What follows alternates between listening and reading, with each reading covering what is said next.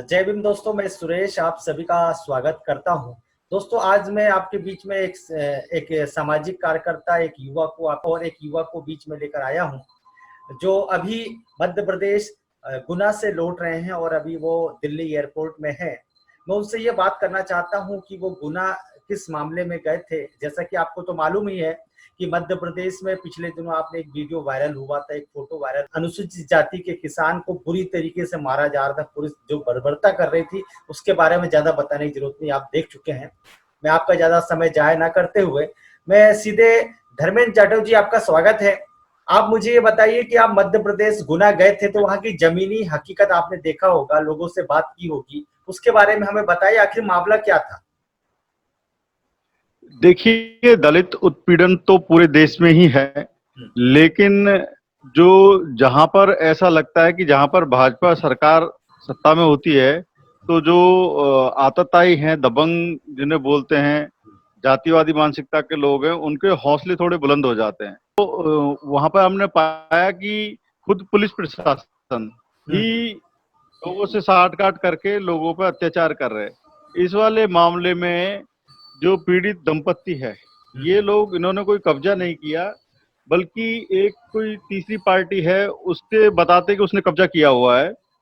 ये लोग तो बटाई पे उससे खेती कर रहे थे, इनको मालूम भी नहीं है कि वो जमीन उसकी नहीं है और उसने कब्जा किया हुआ है। वो 32 साल से उस जमीन पे कब्जा किया हुआ है या उस पर खेती कर रहा है। इस बार इन्होंने उस पर बटाई पे खेती की और उस खेती के लिए इन्होंने मार्केट से कर्जा लिया और जिसका खेत उन्होंने बटाई पे किया और कुछ पैसा उसको दिया और बाकी पैसा खेत में लगाया। अच्छा। पीड़ितों का कहना है कि उनको कोई नोटिस नहीं दिया गया और अचानक जेसीबी लाके खड़ा कर दी कि अब यहाँ पे हम इसको कब्जे को हटाएंगे।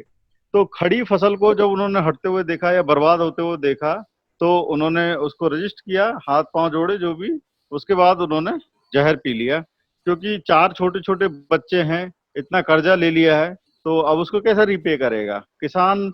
अभी लॉकडाउन के समय में जब आपको पता है कि हम पाई पाई के लिए हमारा जो किसान मजदूर मोहताज है, ऐसे में सरकार ने जितना ये असंवेदनशीलता से जो ये काम किया है, आदेश जो वहाँ के लोकल प्रशासन ने और पुलिस ने जिस तरीके से क्रूरता भरपाई है उन पर, ये बेहद शर्मनाक है। और वो जो फोटोज हमने देखे थे जो बच्चों के बिलखते हुए, वो वास्तव में एकदम हमारा कलेजा छलनी कर देने वाले थे। और उन्हीं फोटोज से एक जो हमारे अंदर जो दर्द पैदा हुआ, वही हमें दर्द वहां पर खींच के ले गया। और वहां पर स्थिति देखकर लगा कि ये तो इसमें और भी ज्यादा दिक्कतें हैं। आपको जानकर आश्चर्य होगा कि जो पीड़ित परिवार है उन्हीं पर केस लाद दिया गया है कि अच्छा, उन पर उन्होंने केस पुलिस भी के लाद साथ दिया गया है। मारपीट की। हाँ, और जैसा कि मैंने कल आपको वीडियो में वहां से जब एक डाला, तो आपने देखा होगा कि उनके माँ बाप किस स्थिति में है और बहुत ही कमजोर मरे हुए किस्म के लोग हैं। वो 25-30 जो पुलिस वहां पे जाप्ता आया हुआ है, उस पर कैसे वो अटैक करेंगे या ये समझ समझ के बाहर है। लेकिन फिलहाल पुलिस ने उन पे केस डाला है और बोला है कि हमने रिएक्शन में मारपीट की है। अच्छा, रिएक्शन में पुलिस वालों को यह अधिकार किसने दे दिया कि इस प्रकार से उन्हें मरते तक कि वो अधमरे हो जाए, बल्कि उनकी मौत हो जाए, उस तरीके से लाठियां बरसाए? आपने पुलिस से सवाल नहीं किया?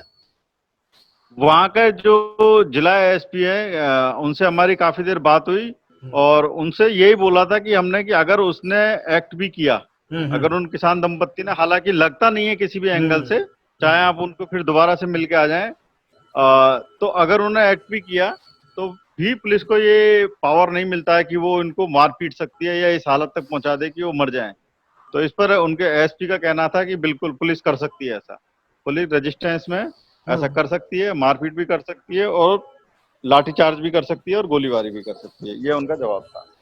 हालांकि हम हमारी जो मांग थी वहां पर कि जो दोषी पुलिसकर्मी है उनके खिलाफ एफआईआर दर्ज हो और जो किसान दंपत्ति है उसको जीविकोपार्जन के या जीविका जो करने के लिए उनको कोई साधन संसाधन सरकार के द्वारा मुहैया कराया जाए। तो उन्होंने जो पुलिस पर जो एफआईआर दर्ज करने के मामले में उन्होंने ये बताया कि हमने 6 जो पुलिसकर्मी है उनको सस्पेंड किया हुआ है और उनको डीआईजी जो एससी सेल है वो इसको इंक्वायर कर रहे हैं और जैसे ही उसकी रिपोर्ट आएगी तो वो आगे का कुछ कार्रवाई करेंगे। और वहाँ के जिला कलेक्टर ने ये हमको प्रॉमिस किया है कि हम 2 या 3 दिन के अंदर जो उनके एक मदद होती है, जो राहत राशि होती है, वो शुरुआती हम उनको दे देंगे, जिससे कि वो एक दबाव में ना रहे। जी, और जो जो खेती का जो नुकसान हुआ है वो उसकी भरपाई भी करने का उन्होंने वायदा किया है। जी धर्मेंद्र जी, आपने जो बातें बताई और जो जिला एसपी ने जो बात कही, वो बात कहीं ना कहीं आपत्तिजनक है। इतना होने के बाद, सोशल मीडिया में इतना वायरल होने के बाद, बसपा सुप्रीमो मायावती जी ने भी टिप्पणी की, यहाँ तक कि कांग्रेस के पूर्व राष्ट्रीय अध्यक्ष राहुल गांधी ने भी अपने ट्वीट के माध्यम से अपनी बात को किया है। पूरे देश के अंदर में यह मामला गर्म हो गया है, तब एसपी इस प्रकार की बात कर रहे हैं, तो कहीं ना कहीं हम क्यों ना कहें कि उन पर प्रदेश के जो मुख्यमंत्री शिवराज सिंह चौहान का ही संरक्षण हो। बिल्कुल। देखिए, जो जो सरकार होती है उसी की मानसिकता से सारे अधिकारी और कर्मचारी रिएक्ट करते हैं, एक्ट करते हैं। जी। तो जाहिर सी बात है कि इतने असंवेदनशील तरीके से उन्होंने बोला था कि हमने तो बोला था कि उस पे बहुत ही संवेदनशील तरीके से कार्य करने की जरूरत थी। खासकर ये लॉकडाउन का समय ऐसा है कि अगर कोई खेतीहर, कोई किसान या कृषि मजदूर अगर खेती कर रहा है और काफी समय से खेती कर रहा है, तो अभी उसको झाड़ना भी ठीक नहीं है। क्योंकि अभी हमारी सबसे बड़ी जो जिम्मेदारी है कि जो कृषि कृषक हैं, कृषि मजदूर हैं, इनको कैसे खाना, 2 टाइम का खाना मुहैया कराया जाए।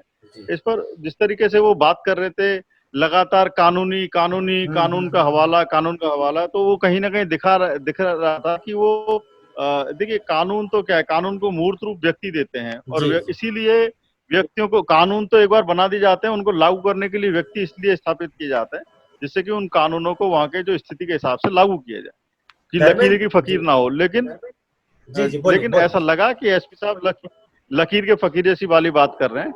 और हाँ, कलेक्टर साहब थे, उन्होंने थोड़ा सा एक हुँ। संवेदनशील तरीके से उन्होंने माना भी कि हाँ, जाती हुई है और ऐसा नहीं होना चाहिए था। तो मुझे तो ऐसा लग रहा है धर्मेंद्र जी, जो एसपी साहब जो हैं, वो कहीं न कहीं उन हम्म। पे भी कार्रवाई होना चाहिए, इस प्रकार की असंवेदनशील बात कर रहे हैं वो। मैं आपके साथ, मैंने जो फेसबुक में देखा, जो लाइव वीडियो देखा आपके साथ में, मध्य प्रदेश के अनुसूचित जाति के आयोग के जो है सदस्य हैं प्रदीप अहिरवार, वो भी वहां पे गए हुए थे, जो कि राज्य मंत्री का दर्जा प्राप्त है उन्हें। हम्म। जिग्नेश मेवानी जो कि एक युवा विधायक है, ऐसे मामलों में गुजरात। काफी उनका नाम काफी लोग जानते हैं, अंतर्राष्ट्रीय स्तर पर उनकी ख्याति बनी, वो भी आपके साथ में थे। तो कहीं ना कहीं एसपी साहब हम्म। की ये जो बात है, आप लोग वहां गए और उसके बाद उन्होंने आप लोग के मुंह में इस प्रकार की बात कही, तो कहीं ना कहीं मेरे ख्याल से आप लोग का वहां जाना उतना सकारात्मक नजर नहीं आ रहा। नहीं नहीं, वहां पर जो हमारे वहां जाने से जो वहां पे एक, ये तो अंदर ऑफिस में जब उनसे मिलने गए तब की बात है। जी। अन्यथा बहुत अच्छा वहां का जो एक प्रशासन दबाव में तो था, हम्म। निश्चित रूप से। और हम लोगों ने एक बार तय किया कि हम लोग वहां पर जो पुलिस स्टेशन जाकर वहां पर बैठे हम्म। और एफआईआर लॉन्च कराने की बात करें। लेकिन फिर जिस तरीके से वहाँ का एटीट्यूड देखा, तो अभी हमने फिलहाल, उन्होंने ये बोला था कि डीआईजी की रिपोर्ट ऑलमोस्ट तैयार हो चुकी है और मंडे तक वो आ जाएगी। तो हमने फिर उनको ट्यूसडे तक अभी वेट करने के लिए देखा, आगे की फिर आंदोलन की रणनीति बनाएंगे। अभी ऐसा नहीं है कि हम लोगों ने वहां से जाकर कुछ दबाव नहीं बन पाया, या बहुत काफी कुछ दबाव बना। और जो सामाजिक सरोकार से जुड़े हुए लोग हैं उनमें वो एक्टिव भी नजर आए। तो निश्चित रूप से इस मामले को लेकर अगर नहीं न्याय मिलता तो आगे लेके चले जाएंगे। जी, जी। अभी भीम आर्मी के चीफ चंद्रशेखर आजाद भी 25 जुलाई को यहाँ आ रहे हैं, उस पर आप क्या कहेंगे? जी, निश्चित रूप से जो भी संवेदना से जो जुड़ रहे हैं वहां पर, उनको निश्चित रूप से जाना चाहिए। और शासन प्रशासन पर ही इस तरीके से ही दबाव बनता है। खासकर जो शिवराज सरकार जो जिस तरीके से वहां पे एक्ट कर रही है। आज जब हम वापसी कर रहे थे तो वहां की गुना की एक घटना और पड़ी कि एक वाल्मीकि समुदाय के एक व्यक्ति को चोरी के संदेह में वो गले में कुछ फंदा लगा के उनको मारा है, तो बेहोश भी हो गया, काफी पीटा है। तो जिस तरीके का आप देख रहे हैं कि माया किस स्तर तक उनका मनोबल ऊंचा है, जो आताताई लोग हैं, तो निश्चित रूप से हम सब लोगों को जाना चाहिए और वहाँ की सरकार से सवाल जवाब करने चाहिए। क्योंकि शिवराज सरकार है वहाँ पे जो एमपी में, वो बिल्कुल भी संवेदनशील तरीके से कार्य नहीं कर रही है, जैसा कि दिखाई देता है। बहुत सारे आए दिन खबरें आती हैं, तो ये ज्यादा दिन नहीं चलना चाहिए। एक चीफ मिनिस्टर की, वो चाहे किसी पार्टी का हो, उसकी भूमिका एक प्रजा पालक की, एक पिता के रूप में होती है। उसको सभी समुदायों को साथ लेके चलना चाहिए, सबका ध्यान रखना चाहिए। लेकिन गुना जैसी घटना जो पूरे राष्ट्रीय स्तर पर एक राष्ट्रीय स्तर पर गई घटना, राज सिंह जी को वहां जाना चाहिए था, उन बच्चों से मिलना चाहिए था, माफी मांगनी चाहिए थी कि हमारे प्रशासन की तरफ से जो जाती हुई है, माफी, और उनको कुछ, उनके लिए कुछ उनको सहायता की जानी चाहिए थी, लेकिन ऐसा हुआ नहीं।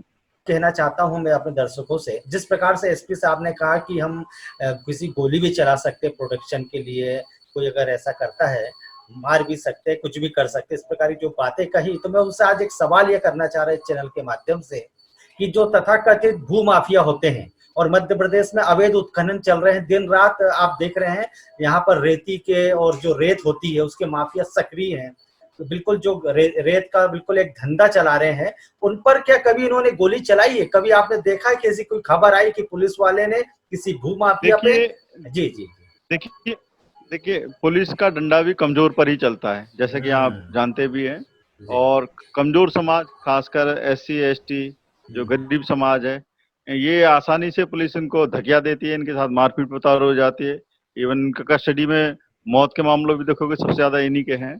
तो जो रसूखदार लोग हैं उनसे तो पुलिस सैल्यूट ठोकती है, कमजोर लोगों पे ही मारपीट और प्रताड़ना करती आई है। और जातीय चरित्र या जो जातिवादी चरित्र है हमारी पुलिस का, ये किसी से छुपा हुआ नहीं है। ये हमारी जो पुलिस है वो कितना बड़ा अपने आप में खुद में एक अपराध है, इसी जातिवादी मानसिकता के चलते। तो इसमें हमें कोई ऐसा झटका लगने वाली बात नहीं है कि एसपी साहब ने कहा। उनके माइंडसेट इस तरीके से, वो कानून को तो कभी इस तरीके से न्याय प्रक्रिया से गुजरने की बात नहीं सोचेंगे। वो जो उनको जो स्पेशल पावर दिए गए हैं उसको जर्नल में यूज करना वो जानते हैं कि हम लाठी चार्ज भी कर सकते हैं, गोली भी चला सकते हैं। तो ये उनका जो ब्रिटिश कालीन जो एटीट्यूड है वो अभी जारी है, इसमें सुधार किए जाने की जरूरत है। लेकिन ये हमारी राजनीतिक पार्टी और जो हमारे नेता हैं, जो देश के कर्णधार हैं, उनको इस बारे में चिंतित होना चाहिए। अच्छा, एक बात और कहना चाहूंगा धर्मेंद्र जाटव जी, आप राजस्थान में रहते हैं और ये मामला आपने सुना, आपको अच्छा नहीं लगा, आप कहीं ना कहीं झकझोर देने वाली ये घटना है। आप ऐसे मामलों में काफी मुखर भी रहते हैं, लेकिन आप कोई जनप्रतिनिधि नहीं है, आप एक सामाजिक कार्यकर्ता हैं, समाज सेवी हैं, एक युवा हैं। उस नाते आप आप राजस्थान से मध्य प्रदेश आए और इस विपरीत परिस्थिति में, जब कोरोना का संकट चल रहा है, लोग परेशान हैं, घबराए हुए, काफी बंदिशें हैं, लेकिन 131 सांसद कहा जाता है कि SC ST के हैं, कई विधायक आपके राजस्थान में हैं, मध्य प्रदेश में हैं, उनकी आवाज नहीं खुलती, उनके मुंह से जुबान नहीं निकलती, इसका क्या कारण है? देखिए, वो लोग जो हमारे जैसी राजनीतिक जो सिस्टम है, पॉलिटिकल सिस्टम है, कि दलितों के जो रिजर्वेशन है SC ST का, इनके जो वास्तविक प्रतिनिधियों को पीछे धकेलकर बेसिकली जो इनके मामलों में, इनके हक अधिकारों के मामलों में अगर शांति बनाए रखें, चुप्पी साध सके, ऐसे लोगों को ये जो पार्टियां हैं टिकट देती हैं, MLA MP बनाती हैं। तो ये हमारे लिए एक मतलब बड़ी चुनौती है और बड़ी समस्या है अपने आप में, कि जितने भी MLA MP अधिकतर बनते हैं वो समाज का, जो जिस समाज से वो आते हैं, खासकर ST SC समाज के, गरीब समाज के लोग के, तो वो अपने समाज का प्रतिनिधित्व नहीं करके रिजर्वेशन की वजह से उनको मौका तो मिलता है कि समाज के लोगों को जाना है, लेकिन वो प्रतिनिधि किसी और समाज के होते हैं। और कहीं कहीं तो ये देखा जाता है कि वो ऐसे मामलों में राजीनामा करवाने में भी लिप्त पाए जाते हैं, मामलों को दबाने में भी लिप्त पाए जाते हैं। तो बड़ी ये विडंबना ही है जो हमारी जो अभी जो राजनीतिक जो सिस्टम या का जो तंत्र है उसकी एक विडंबना कही जा सकती है, एक अपना आप में समस्या है। और ये जब तक इनकी ट्रू लीडरशिप अगर नहीं निकल के आती है समाजों की, तब तक ये स्थिति बदलाव होता दिखता नहीं है। चलिए धर्मेंद्र जी, आपने जो बातें बताई और वहाँ की जो आपने लाइव एक आपने वीडियो अपने फेसबुक वॉल पे जो डाला था, मैं अपने दर्शकों को दिखाना चाहूंगा। आप वो देखकर आप अंदाजा लगा सकते हैं कि वो परिवार कितना कमजोर है। उनके माता पिता है मेरे ख्याल से जिनसे आपने बात की थी, आप उनकी हालत देखकर आप अंदाजा लगा सकते हैं। पिता थे। जी जी बोलिए। उनके पिता थे। और वो तो बाकी जो 3 लोग एडमिट है, उनकी माता अभी हॉस्पिटल में, हम हॉस्पिटल भी गए थे। अच्छा। मैंने उसको एक उस पे पेज पे पोस्ट किया है, जो हम हॉस्पिटल गए थे उसको। अच्छा। मैं आपको भी शेयर कर दूंगा। जी, जी। तो मतलब कहीं से भी, किसी भी एंगल से लगता नहीं है कि ये पुलिस पे अटैक कर सकते हैं और पुलिस को इतना खतरनाक रिएक्शन करने की जरूरत होती है। लेकिन एक किसान जब उसकी जीवन की आस, जब उसकी जो फसल है, जो कर्जा लेके लगाई है, वो खत्म होते हुए देखेगा, तो निश्चित रूप से वो कुछ ना कुछ उसके सामने लेटेगा, JCB के, या कुछ भी एक्ट करेगा। वो एक जाहिर सी बात है। लेकिन मुझे लगता नहीं कि वो पुलिस के खिलाफ कोई इतनी बड़ी साजिश या मारपीट करेगा। अरे सबसे बड़ी बात है धर्मेंद्र जी, सबसे बड़ी बात वहां पे मैं देख रहा हूँ, वो एक युवक है, एक उसकी पत्नी है, 2-3 बच्चे हैं, और 1-2 लोग और होंगे, लेकिन पुलिस वाले वहां करीब करीब 20 से 30 हाँ 30 लोग, 30 पुलिसकर्मी थे वहां, महिला पुलिसकर्मी भी थे। उनके जो पीड़ित किसान है, परिवार है, उनके पास ना हथियार है, ना डंडे है, ना कुछ है, असहाय लोग हैं, वो पुलिस पे हमला कर देंगे क्या? ये कोई गांव नहीं था, ये खेतों के बीच में हाँ। 2-3 झोपड़ी बना के वहां लोग रह रहे हैं, किसान जो कृषक है। कोई मालिक तो जिसने कहते कब्जा किया वो तो कहीं और रहता है, जी। ये तो बटाईदार हैं जो वहां हाँ पे झोपड़ी बना के रहते हैं, बहुत ही हाँ, कमजोर। और आप इन्हें सोच सकते हैं जो वो बंधुआ मजदूर टाइप के वो लोग हैं ये। मजदूर है, वो मजदूर है बेचारे, वो तो कब्जा वो थोड़ी कर रहे हैं। एग्जैक्टली तो जी जी।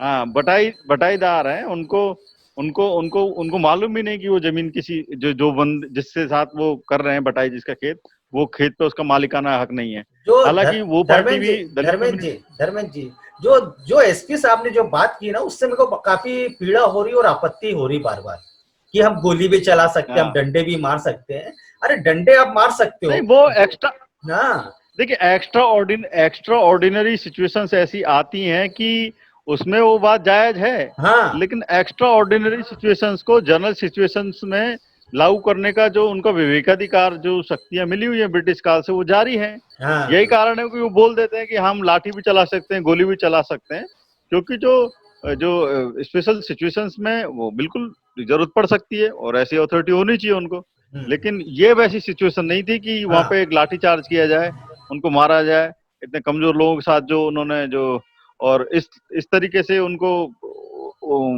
वहां तक धकेल दिया कि वो अरे उस लोग महिला के जहर पीने कपड़े, को उस मजबूर हो गए। महिला के कपड़े फाड़ दिए पुलिस वालों ने, ये कोई बात हुई क्या? और एसपी साहब बोल रहे हैं हाँ, कि हम गोली चला सकते। अरे गोली चलाओ ना आप, जो अपराधी है, जो भूमाफिया है, जो गुंडागर्दी कर रहे हैं, जो बदमाशी कर रहे हैं। आज शिवराज सिंह चौहान में काफी ऐसे विधायक, उनका नाम नहीं लेना चाहूंगा, जो कहीं ना कहीं भूमाफिया के मामले में लिप्त हैं। कई ऐसे नेता हैं जो व्यापम घोटाले में लिप्त हैं, कोई उन पे कोई कार्रवाई क्यों नहीं कोई करते एक ऐसे पुलिस सरकार ने अधिकारी? एक सरकार नहीं, हर पार्टियों में अभी भूमाफिया माफियाओं जी की जी। ही बोलाबाला है। और जो ये आपके खरीद हाँ, फरोख्त और ये बेचान चल रहा है, सब उसी का परिणाम अरे है। आपके राजस्थान में कांग्रेस की सरकार है, वहां पे पिछले 2-3 महीने पहले की एक घटना है कि एक हमारे शेड्यूल कास्ट के युवा के ऊपर किसी ने उसके प्राइवेट पार्ट्स में पेचकस से मारा, पेट्रोल डाल दिया उसमें। तो मैं ये कहना नहीं चाह रहा हूँ कि हाँ, सिर्फ भाजपा सरकार में ही ऐसा होता है, ये किसी की भी सरकार है, लेकिन जो जातिवादी मानसिकता जिनके दिमाग में भरी पड़ी है, वहां पे इस प्रकार की घटना हो रही है, ये बहुत ही निंदाजनक और सोचने की बात है धर्मेंद्र जी। बिल्कुल बिल्कुल। तो अभी मैं जी एयरपोर्ट पे हूँ और जी मुझे लगता है कि हमारी काफी बातचीत हो गई जी है। जी जी, धन्यवाद धर्मेंद्र जी। दोस्तों अब इसके बाद आप देखिए, धर्मेंद्र जी ने जो वहां की एक रिपोर्ट दी थी, आप वो देख सकते हैं। आप देख रहे हैं WLBS न्यूज। चैनल को सब्सक्राइब करना और बेल आइकन को प्रेस करना ना भूले।